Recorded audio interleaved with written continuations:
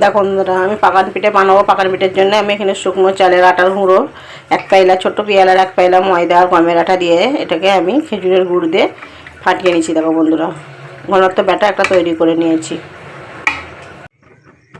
দেখুন, একটা আমি পেয়ালার মাপ করে সাইজে তৈরি করব, তার জন্য একটা ছোট পেয়ালায় আমি ব্যাটারটা তুলে নিয়েছি। এবারে আমি তেলটা গরম হয়ে গেছে, এর মধ্যে আমি ছেড়ে দিচ্ছি। দেখো বন্ধুরা, ছোটো পেয়ালা করে দিলে কী হয় বন্ধুরা, মাপটা খুব দারুণ হয়।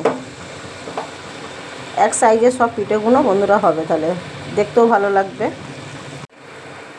দেখো বন্ধুরা, এটা কত দারুণ এবার ফুলে উঠেছে। দেখেছো বন্ধুরা, এটাকে এবার সব কটাকে আমি লাল লাল করে একে একে আমি লাল লাল করে ভেজে নেব। দেখেছো বন্ধুরা, কত সুন্দর দারুণ ফুলে উঠেছে।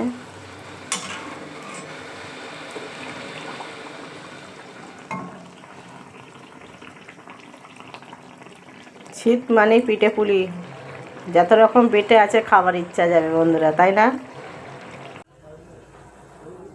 দেখো, আমার পাকান পিঠে রেডি হয়ে গেছে। দেখেছো বন্ধুরা, কত ফোলা ফোলা সফট পিঠে হয়েছে। দেখেছেন? দেখেন, দারুণ হয়েছে পিঠেগুলো। ভালো লাগলে এভাবে বাড়িতে বানাবে, লাইক শেয়ার কমেন্ট করবে। আল্লাহ হাফেজ।